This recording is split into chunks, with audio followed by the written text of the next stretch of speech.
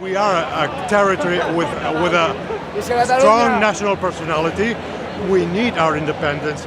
Hay mucha más gente que somos españoles y queremos pertenecer a España. Spain is in the middle of a political battle that threatens to split the country. The region of Catalonia held a referendum to decide if they wanted to become an independent state and therefore separate from Spain.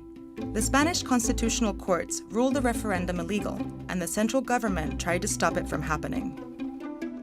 They arrested government officials who were planning on holding the vote, confiscated ballots, and closed polling stations. Undeterred, the regional Catalan government announced that voters could print their ballots at home and vote at any open polling station. It didn't take long for the situation to escalate.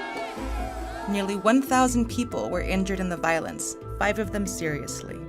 As for the results, 90% of participants voted to secede. This would seem like almost unanimous approval, but less than half of all eligible voters in Catalonia turned out to vote. Based on the results, the Catalan government is threatening to declare independence from Spain unilaterally. In response, the Spanish government is preparing an unprecedented takeover of Catalonia's regional powers, which will remove its leaders from office. So how did they get here? Spain is made up of 17 semi-autonomous regions, each with their own identity.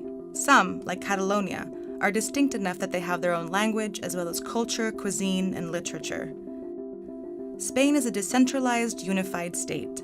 That means that autonomous regions like Catalonia are governed according to the national constitution, as well as laws enacted independently by each regional government.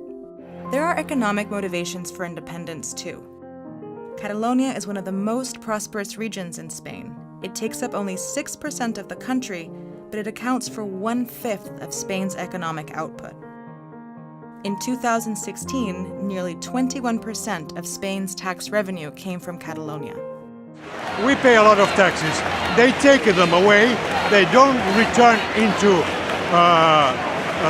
better infrastructures, into better living conditions. Pro-independence Catalans believe Catalonia pays too much money into the central government compared to what it gets in return.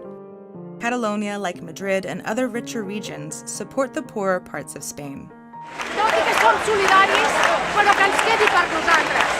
Low-income families are less likely to support independence than those who are well off, as are Catalans who live in cities compared to those who live in rural areas.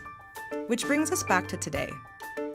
Banks and multinationals have started to move their headquarters out of Barcelona to other Spanish regions. Catalan separatists have turned to Europe for support, but most European Union leaders have sided with the central government. They have made it clear that an independent Catalonia would have to apply for EU membership, a process that would take years. And while the fight on Catalan independence will eventually be settled, it may take a long time for Catalonia and Spain to return to peaceful coexistence.